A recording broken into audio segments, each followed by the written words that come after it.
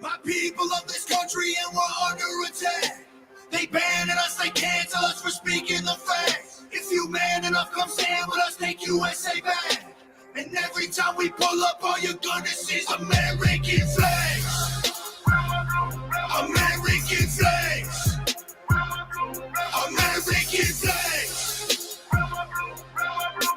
And every time we pull up, all you're gonna see is American flags. I ain't never gonna pretend that I give a damn. Anybody who's offended, come get it, we throwing hands. Anybody not trying to make America great again, you a pawn, you a clown, better know where I stand. I'm a white boy with the middle fingers in the air, dog. We don't give a what. 100 white boys gonna hold me down anywhere, dog. We think that you suck. My patriots, the craziest, they ain't afraid of breaking fists on faces. If you really wanna taste of this, no safety tip, just aim the stick and spray the clip. I pray you miss, cause if you don't, they gon' go wacko. Automatic gun, smoke like tobacco. Never hit a lady, but it's pretty hard to tell if you're a girl or a they, them, there's these, that, those. I ain't never gonna take a knee for the anthem, smack them. I don't give a damn, can't stand them. Gang full of random, span with a handgun, run up in your mansion, leave it all abandoned. I was raised to be brave, to the grave, United States. We love the country that they've been corrupting, go woke and go broker if you ain't awake. My people of this country and we're under attack. They banning us, they cancel us for speaking the facts. If you man enough, come stand with us, take USA back. And every time we pull up, all you're gonna see is American flags. American flags. American flags. And every time we pull up, all you're gonna see is American Got that flags. AKA all Draco, leave you stankin', break your ankles. I'm not hearing what you saying. Hit the pavement, now you seeing angels. It get dangerous, go against the Patriots. Got 1 hour. Look inside my closet, you gon' see way more than hangers, hammers, like I do construction ammo. I'ma shoot at something. Why you think we own these guns so we can just go do some hunting? You must not pay close attention. Government, they want division. Only treason if you lose. I guarantee we come out winning. Let my flag fly high like eagles. I would die for all my people. You can't change me with procedures. I'm about freedom, you about evil. Leave you hanging from the ceiling like chandeliers in cathedrals. Never have the safety on, and when we run out, we just reload. My people of this country and we're under attack. They banning us, they cancel us for speaking the facts. If you man enough, come stand with us, take USA back. And every time we pull up, all you're gonna see is American flags. American flags. American flags. And every time we pull up, all you're gonna see is American flags. Every time we pull up, you see stars, you see stripes, you see flags on the cars and the trucks and the bikes. Every time we pull up, we go hard, we outside, we got flags on our arms that are tatted there for life. Every time we pull up, we don't care if you mad. We cherish this land. The haters can't get buried in rags. They set fire to old glory, turning fabric to ash. But every time we pull up, all you're gonna see is American flags.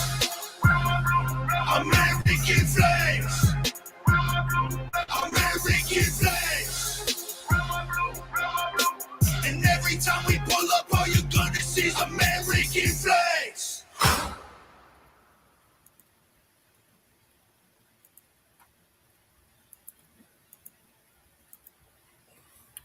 American flags. Thank you, Mr. Tom McDonald, Adam Calhoun, Miss Nova Rockefeller, for giving everybody the ability to share their music on our platforms. Amazing. Just released last Friday. Fabulous. I hope they get back to releasing songs every Friday. Oh, I hope they do too. But that is their newest video, and I'm going to tell you, I love it. A lot of people don't like, hip hop, rap, but I love it.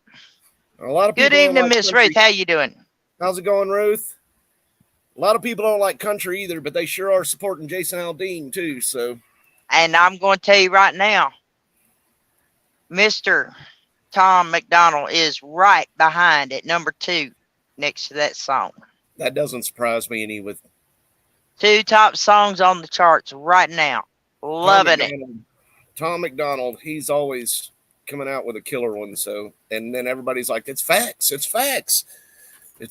I've only seen one guy that actually said he didn't like Tom McDonald, and it was a black rapper, but he said he fully supported Jason Aldean's song. And I was like, you don't like Tom McDonald, but you like Jason Aldean? It's just the way it goes. Oh my goodness. I'm going to tell you, we've been off for a couple of weeks. We've been brainstorming and dealing with issues in our lives. We're back. We're going to kick it off with something a little controversial for y'all. We're going to be talking about Mr. Robert Kennedy's testimony in the subcommittee hearings of how the government's censoring us. We have the actual coverage. We're going to be playing, about half of it tonight. We're going to be talking about the way they are censoring not only us. Whoops. Sorry. Go ahead. But we now have the liberals that are censoring their own party members. And we're going to show you how they're doing it. And I just wanted to play this real quick video of him getting censored again by his own party. And this Kick her off. This is actually on the news instead of on the You've said in the past that there is a correlation between vaccines leading to autism. That's totally been debunked. Wait a minute, who debunked it? We have not seen any kind of scientific connection from the CDC, the World Health Organization, the National Those Academy of organizations Sciences. are captive agencies, Lindsay. And so you think they're all in cahoots? Yeah, they're all captive. You've discussed the Kennedy family as like any family. There are disagreements.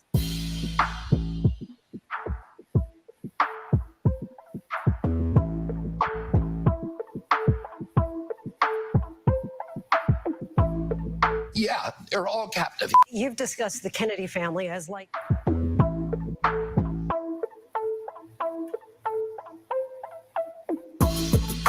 We should note that during our conversation, Kennedy made false claims about the COVID-19 vaccines. Data shows that the COVID-19 vaccines prevented millions of hospitalizations and deaths from the disease. He also made misleading claims about the relationship between vaccination and autism.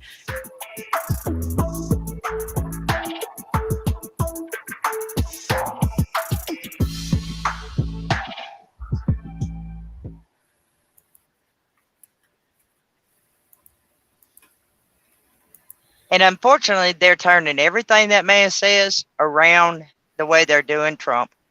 Yep, exactly the way they're doing Trump, and they just don't want him in office. I guess you'd call. I hate to say it, but if somehow or another they push Trump up and out, I'll be voting for Robert Kennedy. He's our most viable candidate. He's not scared to stand up and tell the truth. I mean, I still like Vivek a lot. I know he's a newbie and stuff like that. I also like Tim Scott a lot, to be honest with you, just because he's got experience and I like his attitude. But I really like RFK Jr. too, because, well, I mean, I'll be honest with you. Obama, Biden, the Clintons, through their little regime, they've pissed a lot of Democrats off.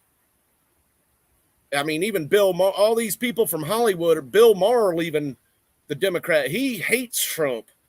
Oh, yeah. And now he's coming out and saying he'd vote Republican all the way down because he's seen what these Democrats or these leftists want, not these Democrats, because he says he's a liberal or libertarian, not a, and he's even mad at how the liberals have got smeared. Oh, yeah. Believing what they believe. It's all about what box check. Yeah. I hate boxes. I hate filling out applications of any form because you got to check the box. Yeah. I don't belong in a box. I like being outside the box. I like being able to inform my own opinion on everything. So I always dig and hunt till I find all the information I need to make my own informed decision. It's just like, when the Hunter Biden stuff came out, I took one look at it. I'm like, yeah, that's not disinformation there. That's a lie.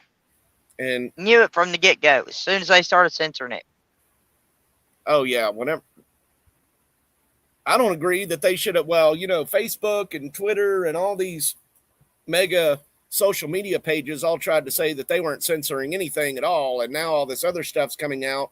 And They're Yeah, like, but oh, yeah, when the FBI talked to us. Oh, yes, we did talk to them. We gave them recommendations, but but when Zuckerberg come out on Joe Rogan and said, "Yeah, the FBI come and talked to us about it and told us we needed to put the quietus on it," that was pretty much all I needed to hear right there. no kidding.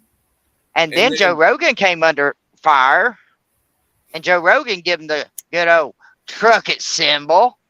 well, Joe Rogan lives in Texas now. So I think since Joe Rogan has moved to Texas, I've seen him a lot more giving the old truck it symbol to people. Because he's like, Yeah, you really believe this? And then he'll even do it. He did one show that was like, I can't believe I really thought like this. yeah. I mean, And you're right, Dean. I haven't seen a fact checker in quite a while because, I blocked them all. I've seen a couple of them, to be honest with you, but They wasn't, still have pages out there. yeah, but it's not fact checking the left still. So Now we just got Meta, who's just permanently restricting you for no reason. yeah, Go figure. you violated go community figure. standards. We don't know what it was, but We can't tell you what it was, but you violated it. I mean, That makes sense. yeah, that makes a lot of sense. That sounds worse than the IRS. Oh, yeah. I'm loving the IRS right now for going after Hunter. And I'm loving that lady judge who said, "Whoa, wait a minute. Something don't make sense here." Bingo, me too. And they're Loving that lady. CNN is having a meltdown over it. So And you know what? While we're talking about, all these whistleblowers and judges and stuff, we got to remember the lieutenant governor of New Jersey who just passed away from an unknown medical issue. We hope and pray her family. We're sending our condolences to them. exactly, Terrible, terrible loss. exactly. I agree with you there. Horrible, horrible loss. Y'all hydrate, hydrate, hydrate. These temperatures are killing folks left and right. Well, I know when I moved to Florida, temperatures are about like this in Texas, or about like they are in Texas right now. Because I was amazed at all the people dying from heat strokes and stuff here in Florida, and then them saying it was a drought here in Florida and it rained every day. So, Oh, yeah. It's a drought, but it's raining. that's not what droughts meant in Texas. In fact, I saw the news forecast there, and it was like last Saturday, and it was like Saturday through Sunday, no rain predicted, 20% chance Monday and Tuesday of next week. Yep. It's kind of like in Texas, whenever it doesn't rain and they're having a drought, they kind of like give people hope that maybe it might rain. Yeah, they send the little chemtrails across saying, oh, there's a cloud, there's a cloud. It's gone, but there it is. I don't know if you see chemtrails even during the hot months. Well, I saw some coming across Oklahoma today. So, don't worry. Y'all gonna get some rain down south of here. Sure, they wouldn't mind. Well, they were making the nice little number signs or the hashtag sign in the sky. I thought it was cool as heck. I should have took a picture of it. They get creative with it now. Yeah, I don't know. They just fly over all the time here. Let's kick this House subcommittee meeting off because it's just sick what they do to this poor man. Tell me where to fast forward it into and everything. So, for which it stands, one nation, under God, indivisible, with liberty and justice for all. I thank the lady for leading us. Without objection, Mr. Roy will be permitted to participate in this hearing. The chair now recognizes himself for an opening statement. On the third day of this administration, January 23rd, 2021, the White House sent an email to Twitter. The email said this: wanted to flag the below tweet, and I'm wondering if we can get moving on the process for having it removed ASAP in all caps. That Third day, what did that tweet say? Tweet from Mr. Kennedy said this: Hank Aaron's tragic death is part of a wave of suspicious deaths among elderly closely following administration of the vaccine. He received the vaccine on January 5th to inspire other Black Americans to get the vaccine. Now, what's interesting about the email that the White House sent to Twitter is the subject line says, flagging Hank Aaron misinformation. Now, misinformation is when you don't have the facts right. You're saying things that aren't true. But when you look at Mr. Kennedy's tweet, there was nothing in there that was factually inaccurate. Hank Aaron, real person, great American, passed away after he got the vaccine. Pointing out facts. And yet the White House on the third day was trying, actually 1:04 a.m. on January 23rd, 2021, 37 hours into the administration, primary opponent. Go figure. 3 months earlier, the FBI helped censor our second witness, Miss Morris's story. Her story in the New York Post about emails on the Hunter Biden laptop. And we know the FBI censored her because of work this committee has done to uncover what happened, and because of our third witness, Mr. Sauer, the lawsuit that he argued on behalf of Louisiana and Missouri in federal court, in a case that they got the amazing ruling from on July 4th, just 2 weeks ago. Go back to, in the course of that investigation, course of that lawsuit from Missouri and Louisiana, Yoel Roth, former head of site integrity at Twitter, in his sworn declarations, it's brought out in that lawsuit, in his sworn declaration in front of the Federal Elections Commission, he said this: during weekly meetings, federal law enforcement agencies communicated that they expected hack and leak operations before the 2020 presidential election, likely in October. These expectations discussed throughout 2020 were discussed throughout 2020. I also learned in these meetings that a hack and leak operation would involve Hunter Biden. Now think about it. Weekly meetings throughout 2020, hack and leak operation in October involving Hunter Biden.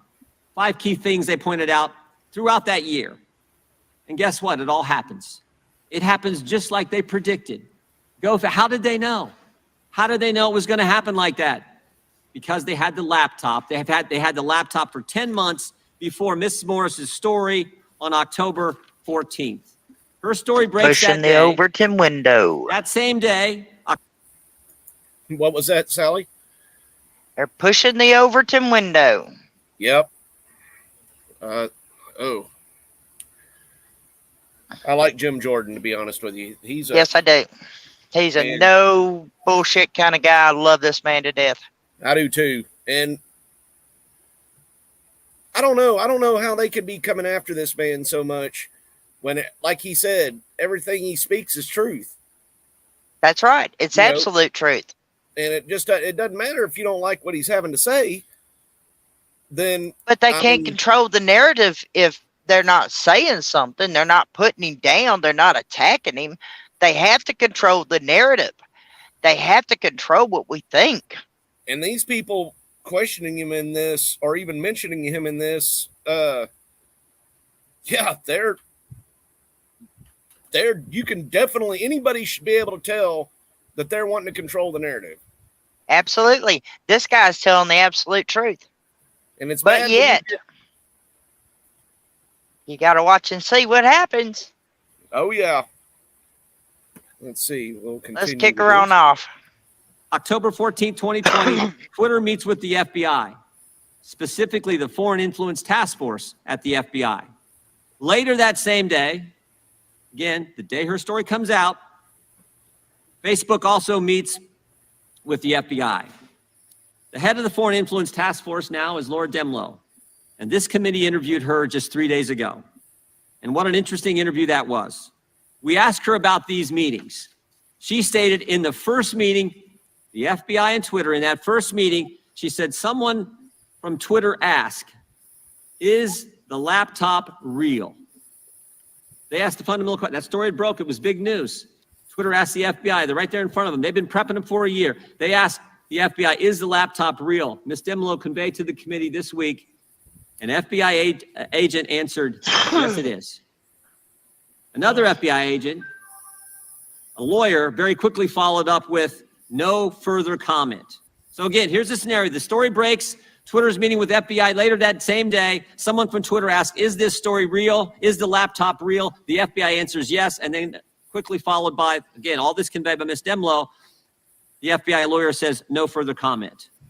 In the later meeting with Facebook, again, that same day, the FBI was asked the same question, and this time, the FBI gets their story straight. Ms. Demlow is the only one who comments, and she says no comment. Obviously, by the second meeting, the FBI had coordinated, and she conveyed this in her deposition, that they had deliberated what they were going to respond when that question was asked. So think about this. After being repeatedly told a hack and leak Russian info operation is coming for a whole year, it arrives on October 14th in the form of Ms. Morris's story, an accurate story. Our government knows the laptop is real. They know it's not a Russian information op, and they know the story is true. But when directly asked, they say no comment. And of course, Ms. Morris's story is censored. Visibility filtered, the term that the tech companies use. No, you can't direct message, you can't send it. Keeping the American people from valuable information just days before the most important election we have, election for commander-in-chief, election for the presidency of the United States. That's why Ms. Morris is here today. She knows what it's like to be censored. It's why Louisiana and Missouri filed the case. It's why Mr. Sauer argued the case. And frankly, it's why Mr. Kennedy is running for president. It's to stop. Help us expose and stop what's going on. This alliance, big government pressuring private entities to censor Americans. I think in Ms. Morris's testimony, which I read this morning, big tech, big government working together, big media working all together to censor American speech. So we look forward to your testimony over the next few hours. But I will tell you this, just get ready. I think these guys, Ms. Morris, get ready. Last time we had a journalist sitting there, they were trying to get them to divulge their sources.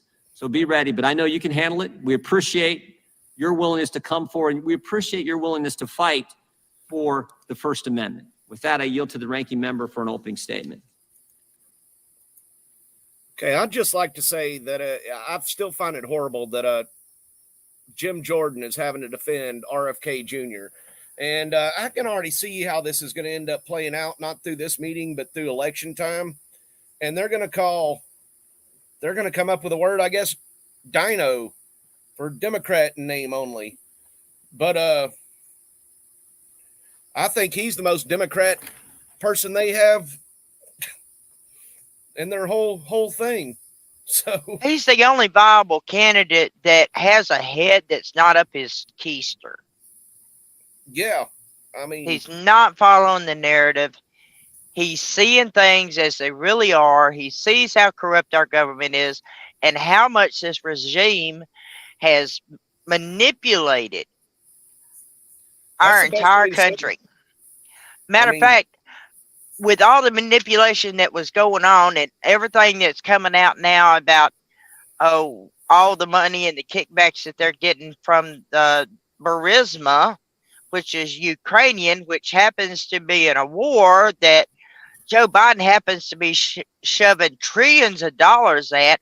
I'm wondering how much money that is funneling back into their pockets. I've wondered that That's too. my question. That's my question. All the billions and trillions of dollars that are sending over there, how much of it is coming right back into their pockets? Right. Well, not just Biden's, all of their pockets that are promoting this stuff. And I mean, I always used to be, like support Ukraine before, everything started getting so obviously corrupt, Well, it's like this. You have Joe Biden as vice president. You have Obama as president. You have Hillary Clinton, who was running against Obama, who all of a sudden at the last second had a secret meeting with Obama that wasn't real secret at the DNC in Colorado, where she officially withdrawn and asked all of her votes be cast toward Obama. Immediately when he took office, she becomes Secretary of State, which is one of the best seats you could have. And she needed that experience if she was going to run for president, which that was a no-brainer after she got that seat. I would have She actually sold out. I agree with that. Totally agree with that. But I'll also have to say you can look at that from a Republican perspective, because I know a lot of the Republicans that Trump was running against actually got jobs like oh my goodness, what's his name? I can picture his Chris face. Christie. Well, Chris not just Chris Christie. Christie. No, the one the black guy over HOA. Oh, the dentist. No, the eye doctor or whatever No, he was a doctor he was. neurologist. I voted for him in the primaries because he was a neurologist. Yeah. Carson, yes. Ben Carson. Yeah, I really liked him altogether. I liked him every housing stance and everything he took. And guess what? There was less homeless while Trump was president. And then look at what Biden's done, you know. Oh yeah, he's turned in major cities into homeless camps. Democrat cities that were already doing bad did better under Trump than they did Biden. So, I mean, now this lady here that's about to speak, I wish I had a roll of duct tape. It's the best thing I could say. Yeah. So I'll go ahead and roll it on. Roll that beautiful beam footage. Full screen, sir. Full Thank you, screen. Mr. Chair, and Going good full morning screen. to everyone. Whoops. Just have some administrative matters first. I wanted to introduce into the record page 55 from the committee's interview with FBI employee Roya Demlow, who you just spoke about, which took place on July 17, 2023. In that line, she says, the question was asked, okay, if someone were to leave here today, were to leave this interview and were to suggest or imply that when you said the laptop was real, that it meant that the FBI had affirmatively determined in October 2020 that the laptop belonged to Hunter Biden, that the contents belonged to Hunter Biden, and that the contents had not been manipulated in some way, would they be representing what you said, correct? Answer by Ms. Demlow. They would be representing what I said because I don't have much knowledge of that. They would be misrepresenting what I said because I don't have much knowledge of that. Because this committee likes to misrepresent or leave off complete sentences of what individuals said, I'd like to introduce this into the record. Objection. At this time. Thank you. And as to no comment by an FBI, that's usually what they say when there's an ongoing investigation, particularly when it's a couple of days before an election. But why are we here? Why? You know, that's been the question that quite a number of people have been asking me. Why are you having this hearing? What does this have to do with inflation? What does this have to do with the cost of living? What does this have to do with the everyday lives of Americans, the thing that the Republican Party said that they would focus on if they had control of the House? Why would the Republican leadership and the committee majority give a hearing and a platform to the witnesses today, specifically to Mr. Kennedy, to attack Caucasians and Black people? The people who are most immune are Ashkenazi Jews and Chinese. Before that, in his film, Medical Racism, The New Apartheid, that film stated that COVID-19 vaccines do not work for Black children because of their, quote, kick-ass kind of immune system, that hyper, superhuman, subhuman kind of language. He also said, even in Hitler's Germany, you could cross the Alps to Switzerland. You could hide in an attic like Anne Frank did, to imply Jews in Nazi Germany had more freedoms than unvaccinated Americans during the COVID-19 pandemic. Now, many of my Republican colleagues across the dais will rush to cover that they have Mr. Kennedy here because they want to protect his free speech, that they do not believe in American censorship. This is not the kind of free speech that I know of, the free speech that is protected by the Constitution's First Amendment. But free speech is not an absolute. The Supreme Court has stated that. And others' free speech that is allowed, hateful, abusive rhetoric, does not need to be promoted in the halls of the people's house. This Republican charge of free speech is being used by Republican members to promote quasi-science, things such as the replacement theory that says that brown people are replacing good white Americans here in this country. Let's not remember that this country first belonged to brown Native American people. It's a rallying cry for bigotry and hate.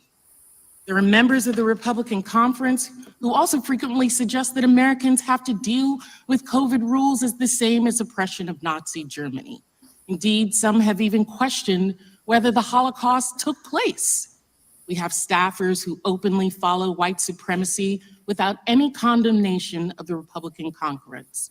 Some give it chuckles, slaps on the back, shrugs, all under the mantra of free speech. It's a free country. You absolutely have a right to say what you believe, but you don't have the right to a platform, public or private. We don't have to give one of the largest platforms of our democracy, Congress, this hearing. Our right does not mean that we as Americans are not free from accountability. And that's what's distressing about this hearing. Even knowing what they know about Mr. Kennedy's hateful, evidence-free rhetoric, and even though they've invited any number of witnesses to make their point,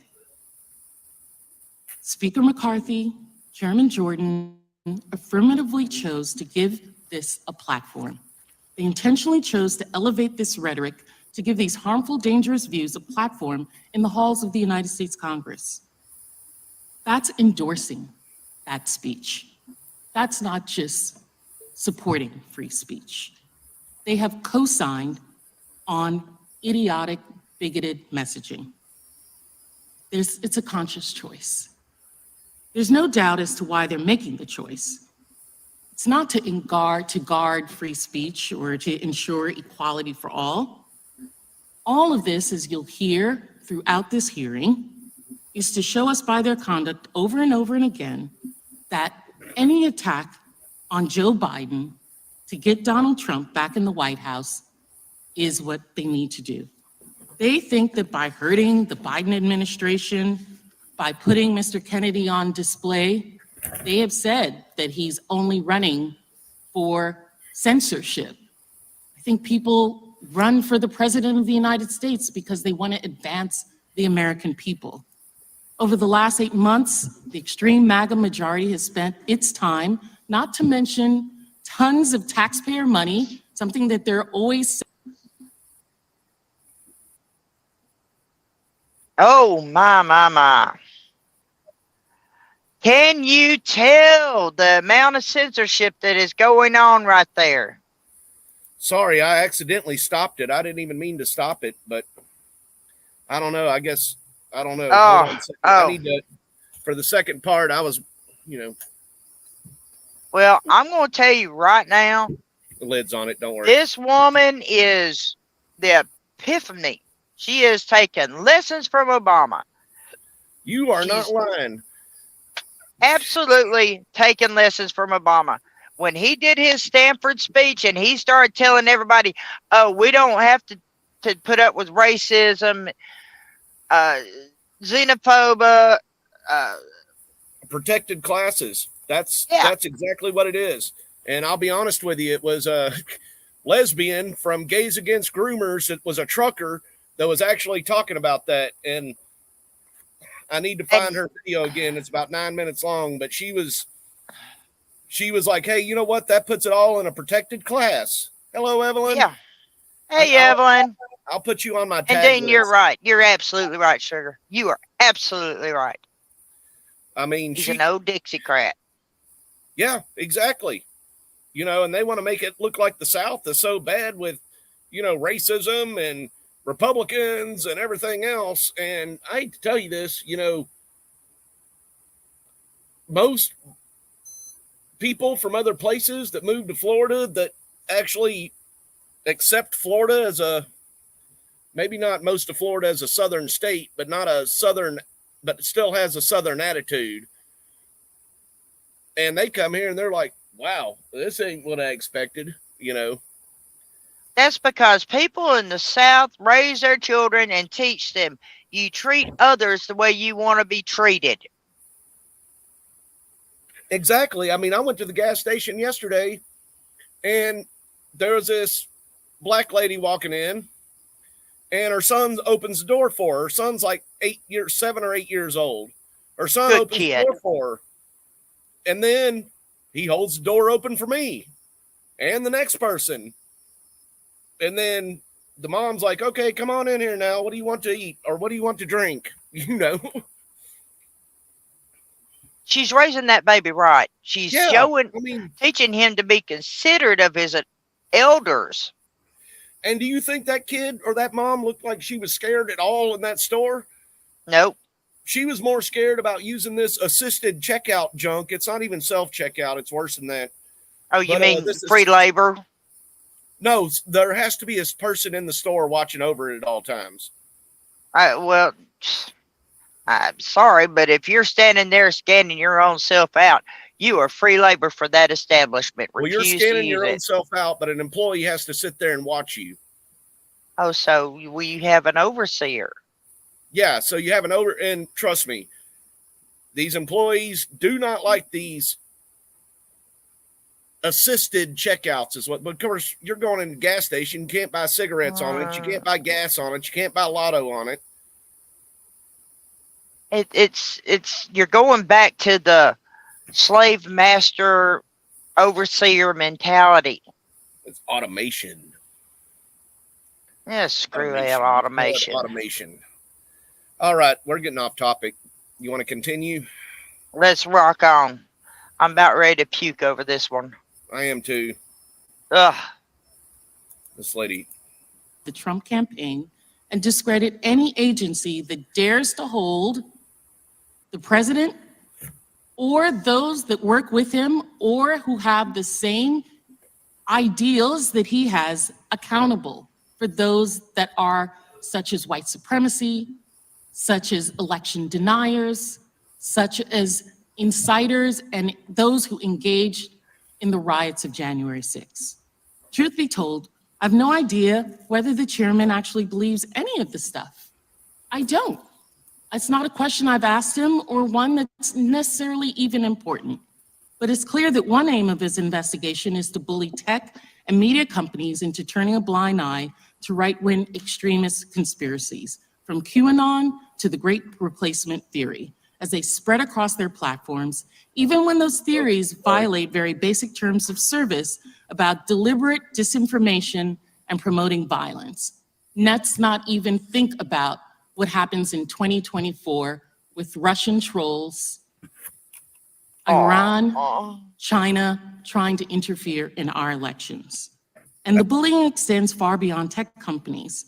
Witness after witness have testified to the treatment they received from Chairman Jordan and his team.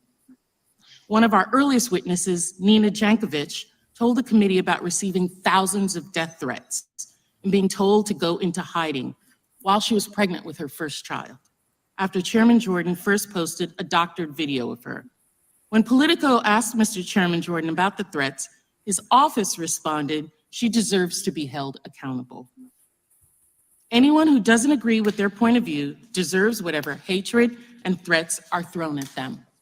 Now, I'm across the hall from Mr. Jordan, and several months ago, I saw somebody who seemed to be threatening to his office, and the Capitol Police were moving them away.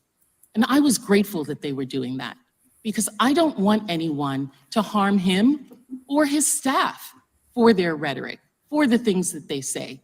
That's inappropriate. That's unconscionable.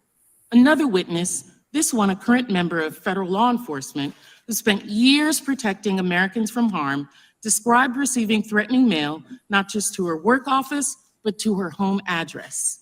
Someone out there has figured out where this person lives and is targeting them based on disinformation this committee itself spread. She summed it up in a single sentence: "I'm frankly scared." And why does the chairman send this movement to intimidate witnesses? To change their behavior, of course, to make it less safe for law enforcement officers to enforce the law. and less likely that researchers and companies will combat the spread of hate and violence online. One witness, an academic whose organization helped identify disinformation threats to election processes and procedures, described the threats sent to him and his family in detail. When the Republican staff asked him if he would consider performing the same research for 2024 elections, he said, quote, "Since this investigation has cost the university now approaching 7 figures in legal fees, it's been pretty successful, I think, in discouraging us from making it worthwhile for us to do a study for 2024. Another witness, a researcher who analyzed massive data sets to assess the way that rumors spread online, was explicit and personal about the effect of the threats on her life. I mean, quite frankly, I don't have kids. And if I did, I would no longer be doing this work. I'm worried about my students. I know they're worried about doing this kind of work because of these kinds of threats and what they see that I'm going through. And at the same time, I just think the work is so important and I want to make sure it keeps going. So I don't want to step off that stage. I think we have like special skills that can be really useful and helpful and help our country grow stronger. And this is having a chilling effect. And it's not just me. Other researchers are experiencing the same thing. These are the fruits of this committee's majority investigations. If MAGA Republicans agree with you, you're given a platform to spread any conspiracy theories, no matter how harmful. And if they disagree with you, you get death threats until you have to go away. Bullshit. These folks have a plan. Oh, sorry. Absolutely bullshit. Complete I bullshit. call bullshit. Bullshit. I call complete bullshit on that because I have never threatened anybody for their thoughts, views me either. on anything. Of course, what these people, like she's talking about, like Dean said, you know, when was the last time there was a white supremacy rally? I mean, She thinks it's the 1950s? I bet you anything she thinks every Trump rally is a white supremacy meeting. Every school hall that's against LGBT is a white supremacy meeting. I mean, because now they say any of these people that disagree with them Or white supremacists, Islamophobes. They get threats all the damn time. Anybody who speaks against Democrats gets death threats pretty much is when you get popular enough. I mean, maybe not as popular as we are. Maybe we're immune to that, you know. But I mean, we're working on it. I hear about people getting death threats all the time. I hear about people even more on the left that say that they start looking at not even conservative views, just other views. It might be, you know, I don't really agree with this, putting all this stuff in schools. Well, you're transphobic. You're a freaking Uncle Tom. You're, you know. Our children's innocence needs to be protected. I mean. They need to get a proper education. They actually had a protest coming down the street, not here. I forget where it was at. I'd have to look it up, but saying, "We're coming for your children." Tell me that is not a threat. Dead threat. I mean, we've seen transgenders, cross-dressers, whatever you want to call them, saying force your way into women's bathroom or else. Yeah, oh yeah, that guy that was talking about saying that you're going to get hurt or something like that if you try to stop I haven't seen him on YouTube or TikTok or think about it, but since the police went and talked to him about it. But I mean, you're talking about RFK should be censored, and about all, and this is your own party you're spewing this about, you know, spewing this too. And I'm afraid people don't, because I think, isn't she from California, or isn't she in California? I have no clue wherever she's from. I want her to go back, stay there, because what the venomous division verbiage that she is using needs to be re-educated. Oh my goodness. Okay. She needs to wake up because she's pushing the party's agenda. And it's Okay. Well, hear this. Meet Stacy. Congresswoman Stacy E. Plaskett represents the United States Virgin Islands at large, congressional district in the U.S. House of Representatives. Stacy currently serves on the House Ways and Means Committee, the House Budget Committee, and the House Committee of Agriculture, which she serves as the chair of the subcommittee on biotechnology, horticulture, and research. And We're her screwed. representation is the Virgin no Islands. wonder our food supply is going to the bugs. Yeah. I thought she was in California or something, but she ain't in the continental USA and tries to talk about COVID and stuff. So, and misinformation. But did you see the fella that was sitting behind her with his little raised eyebrows? Like, what the hell is she No, saying? I didn't. No, I did not. Oh, there's another one in the second half after they reconvene. Well, we've been on 45 minutes and haven't even. I know. This is one that people are just going to have to go in and check out and watch the whole thing. And I promise you, when you see 3 hours and something, it's not 3 hours. I promise you. They take good long 45-minute breaks. That doesn't surprise me. I need to. Right in the middle of it. 45 minutes to an hour. Take a break. Well, they were getting ready to start throwing fists. Let's It was bad. All right. Well, I'll continue on then. Click on, sir. They want to force social media companies to promote conspiracy theories because they think that's the only way their candidate can win the 2024 election. They want to bully the experts into abandoning their work on disinformation I to see pave that the guy way. back there now. They want to give expression to the most vile sorts of speech here in this committee room because it prepares the ground for their own conspiracy theories and pseudoscience. And they apparently don't Pseudoscience care my how ass. many people are hurt or die as a consequence of their actions, either through lies about vaccines or threats to the safety of witnesses, because nothing is more important to them than power. It's a free country. Both Chairman Jordan and Mr. Kennedy are free to say whatever they want. It's the chairman's right to promote any of the views he wants to promote. But that freedom doesn't mean that the rest of us can't see what they're doing and demand something better from our representatives, from my colleagues, from this Congress. Be better than the witnesses, my colleagues. Let's be better.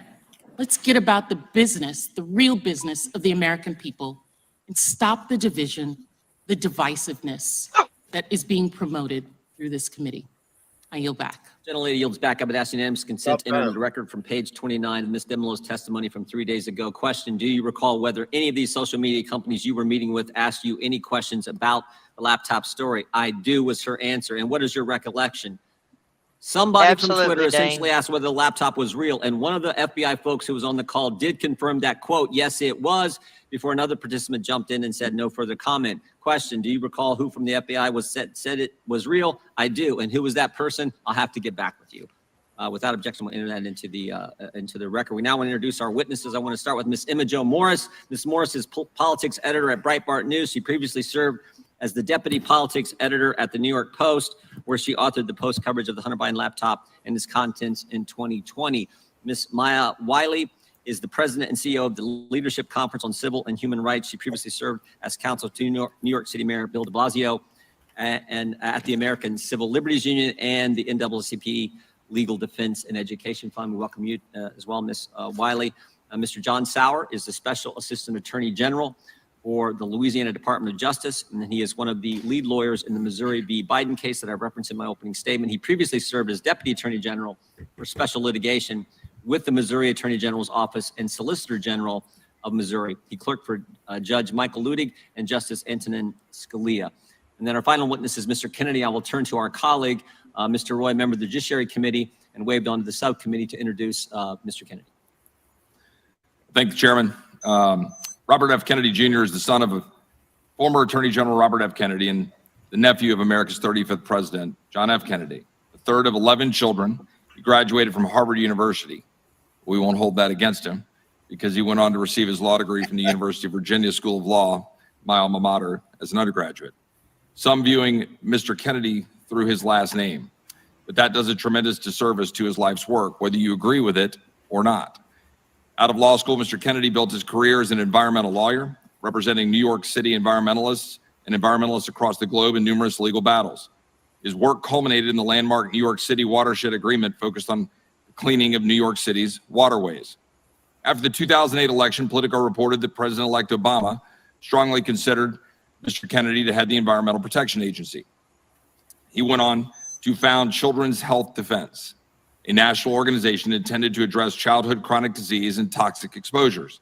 I assume that being a father of 7, in addition to being one of 11 children himself, fuels his interest in children's health. Following the 2016 election, Mr. Kennedy met with then President-elect Trump to discuss his potential for a committee to examine vaccine safety and scientific integrity. Their conversation also touched on the CDC and ways to increase independence from financial conflicts. Most recently, Mr. Kennedy announced his campaign for President of the United States.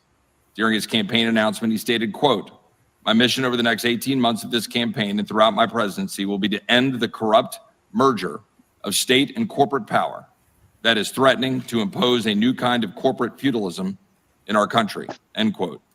It is for this that Mr. Kennedy finds himself receiving the scorn of both the political left and right.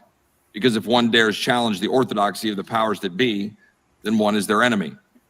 As a graduate of the University of Virginia, Mr. Kennedy no doubt knows the following quote, for here we are not afraid to follow truth wherever it may lead. Thomas Jefferson. That truism was lost during the COVID pandemic. Individuals receiving scorn simply for asking questions, people being silenced for challenging the status quo. These are the kinds of questions that should have been publicly debated, and this hearing is focused on that truth, and we welcome Mr. Kennedy. I thank the gentleman, Mr. Kennedy. We're glad you were here. We will now proceed with the open statement. Before I do, I want to introduce the guy sitting behind you, Mr. Kennedy, who was a former colleague of ours, and maybe more importantly for me, a good friend of mine, Dennis Kucinich, who served in the United States Congress for 14 years, I believe, and great Buckeye. So we welcome Dennis, and I know Elizabeth's here as well, and we appreciate your service, Dennis, and your commitment to the First Amendment. We'll now go with opening testimony. Mr. Kennedy, you are recognized for your opening statement.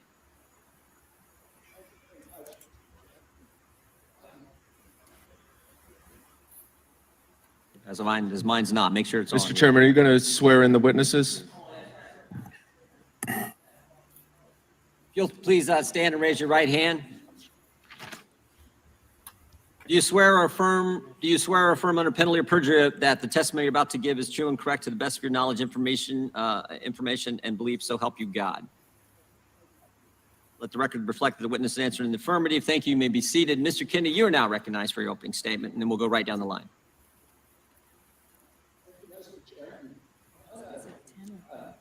He's going to go a little longer. Excuse me, point of order. I know that witnesses usually have 5 minutes. I see 10 minutes on board. Is it going to be 10 minutes? We'll give him 5 minutes, but we're pretty lax with this. We'll let him go for We are? a little, yeah. I've seen you gavel down. Oh, right off the start. Right off the start. Congress and all kinds He's of folks. neither.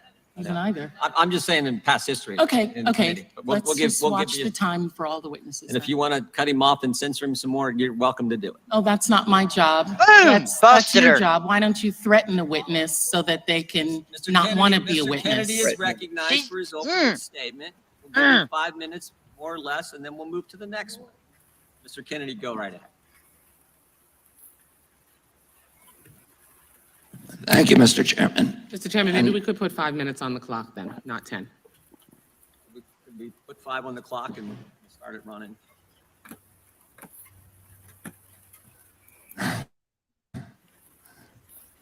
Thank you, Mr. Chairman. And I want to put aside my written statement for a moment and address one of the points that was brought up. I think an important point by the ranking member, that this body ought to be concerning itself with with issues that impact directly the American people. The rising price of groceries, 76% over the past 2 years for basic foodstuff, the war in Ukraine, the inflation issues, the border issues, many, many other issues that concern us all as a nation. We can't do that without the First Amendment, without debate. When I gave my speech, my announcement speech in Boston 2 months ago, YouTube, I talked about all those issues. I focused on grocery. I focused on the fact that working class people can no longer afford to live in this country. I talked about inflation, all the issues that deeply concern you, and that you've devoted your career to alleviating those issues. 5 minutes into my speech, when I was talking about Paul Revere, YouTube deplatformed me. I didn't talk about vaccines in that speech. I didn't talk about anything that was a verboten subject. I just was talking about my campaign and things, the conversation that we ought to be having with each other as Americans. But I was shut down. And that is why the First Amendment's important. Debate, congenial, respectful debate is the fertilizer, it's the water, it's the sunlight for our democracy. We need to be talking to each other. Now, this is a letter that many of you signed, many of my fellow Democrats. I've spent my life in this party. I've devoted my life to the values of this party. This 102 people signed this. This itself is evidence of the problem that this hearing was convened to address. This is an attempt to censor a censorship hearing. The charges in this, and by the way, censorship is antithetical to our party. It was appalling to my father, to my uncle, to FDR, Harry Truman, to Thomas Jefferson, as the chairman referred to. It is the basis for democracy. It sets us apart from all of the previous forms of government. We need to be able to talk, and the First Amendment was not written for easy speech. It was written for the speech that nobody likes you for. And I was censored not just by the Democratic administration, I was censored by the Trump administration. I was the first person censored by as the chairman pointed out, by the Biden administration 2 days after it came into office. It ordered a truthful, and by the way, they had to invent a new word called malinformation to censor people like me. There was no misinformation on my Instagram account. Everything I put on that account was cited and sourced to peer-reviewed publications or government databases. Nobody has ever pointed to a single piece of misinformation that I published. I was removed for something they called malinformation. Malinformation is information that is true, but is inconvenient to the government, that they don't want people to hear. And that's antithetical to the values of our country. After I announced my presidency, it became more difficult for people to censor me outright. So now I'm subject to this new form of censorship, which is called targeted propaganda, where people apply pejoratives like anti-vax. I've never been anti-vaccine, but everybody in this room probably believes that I have been, because that's the prevailing narrative. Anti-Semitism, racism, these are the most appalling, disgusting pejoratives, and they're applied to me to silence me, because people don't want me to have that conversation about the war, about groceries, about inflation, about the war on the middle class in this country that we need to be having. And by the way, I want to say this while I'm on the record, that in my entire life, and why I'm under oath, in my entire life, I have never uttered a phrase that was either racist or anti-Semitic. I have spent my life fighting my professional career, fighting for Israel, the protection of Israel. I have a better record on Israel than anybody in this chamber today. I'm the only person who has publicly objected to the $2 billion payout that the Biden administration is now making to Iran, which is a genocidal program. I'm the only one who's objected to that. I fought more ferociously for Israel than anybody. But I am being censored here through this target, through smears, through misinterpretations of what I've said, through lies, through association, which is a tactic that we all thought we had been discredited and dispensed with after the Army McCarthy hearings in the 1950s. But those same weapons are now being deployed against me to silence me. I know many of the people who wrote this letter. I don't believe there's a single person who signed this letter who believes I'm anti-Semitic. I do not believe that. There is no evidence of that. I want to say something I think that's more important, and it goes directly to what you talked about, ranking member, which is the need, this toxic polarization that is destroying our country today. And how do we deal with that? This kind of division is more dangerous for our country than any time since the American Civil War. And how do we deal with that? How are we every Democrat on this committee believes that we need to end that polarization. Do you think you can do that by censoring people? I'm telling you, you cannot. That only aggravates and amplifies the problem. We need to start being kind to each other. We need to start being respectful to each other. We need to start restoring the comedy to this chamber and to the rest of America, but it has to start here. My uncle, Edward Kennedy, has more legislation with his name on it than any senator in United States history. Why is that? Because he was able to reach across the aisle, because he didn't deal in insults, because he didn't try to censor people. He brought home people who were antithetical to what he believed in. He came home almost every weekend with people like Orrin Hatch to our house at the compound in Hyannisport. At that time, Orrin Hatch to me was like Darth Vader, because I was an environmentalist. And I was saying, why is Teddy bringing this guy home? But he knew that he was effective because he understood that comedy and respect and kindness and compassion and empathy for other people is the way that the only way to restore the function in this chamber. But more importantly, today we need to give an example in the leadership of our country of being respectful to each other. If you think I said something that's anti-Semitic, let's talk about the details. I'm telling you all the things that I'm accused of right now by you. And in this letter are distortions, they're misrepresentations. I didn't say those things.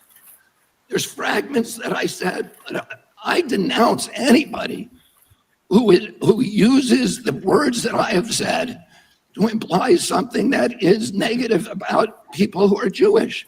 I never said those things. And I want to point out also that the chairman pointed to Dennis Kucinich, who's fighting behind me. There is no two people in the country who feel more differently about American politics than these two people. And yet they were friends. Dennis attended his children's basketball games, attended his daughter's wedding. This is what we need, how we need to start treating each other in this country. We have to stop trying to destroy each other, to marginalize, to vilify, to gaslight each other. We have to find that place inside of ourselves of light, of empathy, of compassion, and above all, we need to elevate the Constitution of the United States, which was written for hard times. And that has to be the premier compass for all of our activities. Thank you very much. Thank you. Mr. Chairman, I'd like to raise a point of order. Gentlelady can say a point of order. Oh, here she Pursuant to House goes. Rule 11, Clause 2, Yep. which Mr. Kennedy is violative of. I move that we remove into executive session because Mr. Kennedy has repeatedly made Here we despicable go. anti-Semitic and anti-Asian comments as recently as last week. Rule 11, Clause 2 says, whenever it is asserted by a member of the committee that the evidence or testimony at a hearing may tend to defame, degrade, or incriminate any person, or it is asserted Listen to her try to shut him down. No kidding. And I just wanted to star a couple of deans up here. It was like saying the same. That's one reason why we were doing this show, which might turn into a couple of shows, Dean, is it's very bad when the but I see the same thing on the Republican side too. Look how many people are out there calling them rhinos. So, and I don't disagree with a lot of them, but we do it too. And but now this kind of shows the Democrat Party is going to start tearing itself apart too, because they're already tearing itself apart. Oh, they are. They've been doing that. They are terrified of this man because what he says, he can back up with facts, and he's speaking the truth, and he's not preaching their narrative. But I think he's going to be what kind of like Trump was for the Republican Party, to where it's like Trump starts plowing the way. I think he's going to start plowing the way for a lot of. In fact, I'll be honest with you, 100% honest with you. I'd vote for Trump over him. But like you said, if Trump didn't win, but I mean, well, they've got 37 charges against him. So, whether they're going to stick or not, I don't know. I seen a meme today that it could have been from Vince's brother, or if Dean doesn't post that much offensive stuff anymore, but it was like a box from 2015 to 2023, and it was a separate box for each year. And it was one of those pictures of like the lady, having a breakdown over something with Trump. And it was like, he's going to jail this time. He's going to jail this time. He's going to jail this time. And it was like 2015 to 2023. And I don't think I'd mind Trump Kennedy in 2024. I mean, Kennedy sounds like the State of the Union addresses would be kind of difficult to sit through, but the message is there. Yeah, and I think Kennedy could very possibly beat Trump in 2024, to be honest with you. Yeah, I think he could. Possibly. Because all these Democrats are fed up. That are waking up. They're fed up. They're starting to turn right, but don't really want to. They don't want to cross that party line. So if this is their only viable option, he's in. Yeah. So they have to get him out of the way. They have to run him out of town. They're trying to get him out of the way completely. You can tell from all of that. They're trying to do whatever they can to get him out of the way. But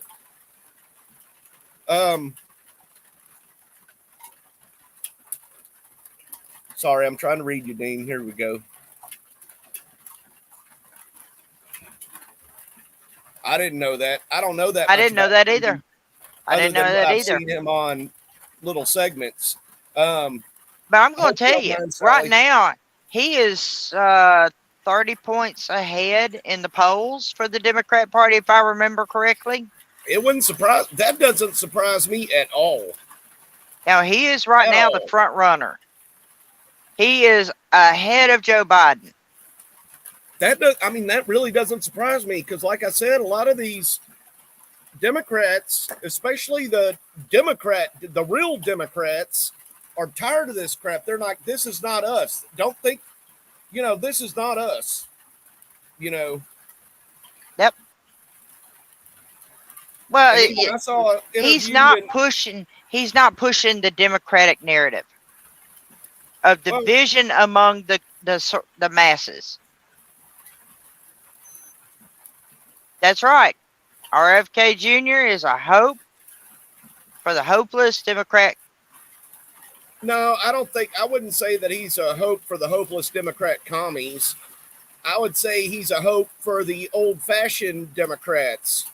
Not the commie type, but the JFK type. The reason JFK was so loved and yet so hated that somebody had to take his ass out is because he played the game better than the Democrat parties. He smoothed them right on into the presidential office and then said, "Chuck it." I've seen a lot of stuff about the party switching, and then if you look up when did the party switch, there's like 50 times whenever in American history where it says the party switched. And if you tell them, and if you ask anybody who says when did the party switch, they can't tell you when. The best I could tell you was with JFK and the space program and the military compared to today's world, whenever, or even back in Obama's era, whenever he canceled the space program, and we were like, so now we're riding Russian rockets to the space station, you know. Well, the Democrat Party started swapping sides right after the Civil War in the late 1890s, early 1900s. They started swapping over.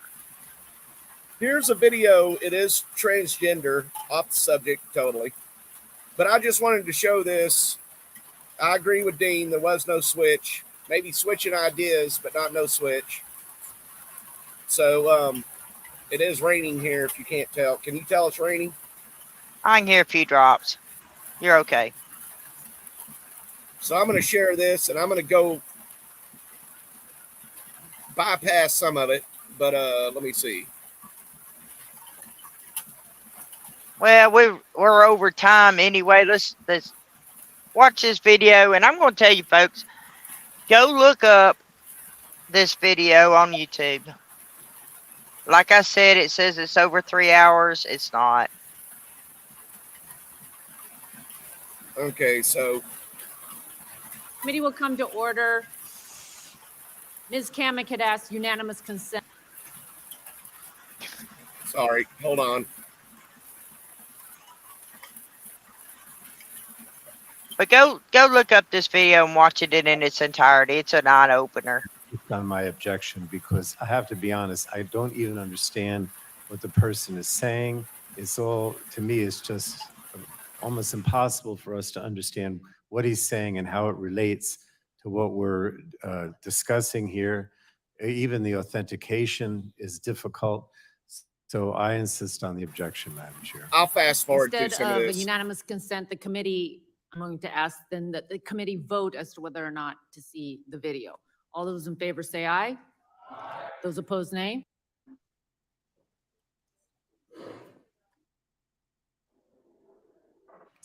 So 80% or so of my practice is gender affirming surgery. So I do facial, chest surgery, and genital surgery. But the majority of my practice and sort of where my passion lies is really genital surgery cases. So I do a lot of vaginoplasty and a lot of phalloplasty. I would just say they're expanding in either direction. So yeah, a lot of adolescents. That could be a problem. Intervention, but also a lot of people that are like in their 70s sometimes coming in for genital surgery, and then everything in between. But the adolescents for sure present some unique challenges. Obviously, there's great evidence supporting pubertal suppression for a whole variety of benefits. But the one thing that is very new is genital surgery in someone that has underwent pubertal suppression. Not so much an issue in someone with assigned female at birth anatomy that undergoes a phalloplasty, because we're creating something with a free tissue transfer or a flap anyway, but a much bigger issue for an individual that's undergoing a penile inversion vaginoplasty. Because we use all of that tissue to basically create the vulva as well as line the internal vaginal canal. And as a specialty, those of us that do a fairly high volume of genital gender affirming surgery, we've maybe done a handful of pubertally suppressed adolescents as a field, and no one's published on it yet. OHSU we're just putting our first series together as we're kind of learning and figuring out what works. But it's really changing things because you don't have enough tissue to line the vaginal canal. So you either have to take a skin graft or take skin from elsewhere or use some artificial product. The way that we're dealing with it is by using a robot, and we're basically performing intra-abdominal components of the surgery. Okay. So we're using peritoneum, interlining the abdomen to line most of the vaginal canal. And by doing that, that's sick. Yeah, and he's saying at the end of this, he says that there has been no published research on this. They're still working on it. And he doesn't even like to do them. For one, he says it's wrong. And for another, he says it's not even really humanly possible to do this right. That's sickening.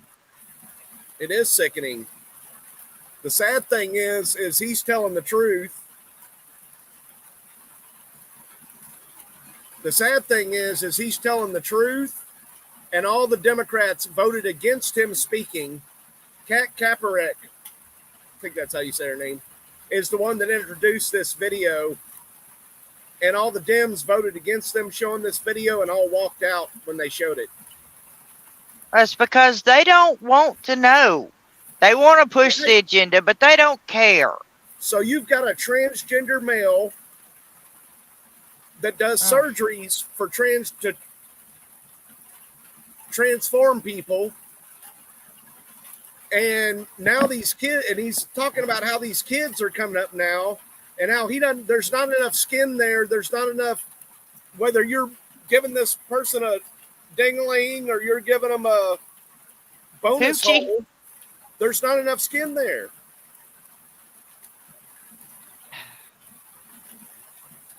Oh my God. Why is our government even in this? Why are they pushing this narrative? Why are they pushing this agenda? Well, why? Yeah, why? Why would you want to push this? Why would you want to mutilate young children? Is it for population control or make Probably everybody a robot? You know, probably population control. I mean, padding the pockets of big pharma. That once they get on these, once they go through with this gender change, they're on drugs the rest of their life. The rest of life, and many of them will. Now, once again, I'll have to say this, which I usually say when we're talking about transgender people. I see more men that are comfortable with transitioning to women than I have women transitioning to men, even though I've heard about more women that go through with it altogether when they're younger. It's sick. No. But I've heard more of men No. being happy with their transitions. I mean, I watch a guy on YouTube. He goes by the offensive tranny. And he transitioned to a man when he was younger. I can tell, well, he's not that old anyways. You can tell he's only in his 20s, and he's happy with his male transition. Well, I have a friend who trans from female to a male, and she's been that way forever. But you know, but that was a long, drawn out decision. That's what he said. That she did as an adult, not as a child. He did it as a teen, which surprises me. Or I say he. It's really a she. But if this guy was walking down the road, you might be like, "Yeah, you're gay," but you wouldn't know it was a man. To be honest with you, I mean, you wouldn't know he was born a woman. To be honest with you.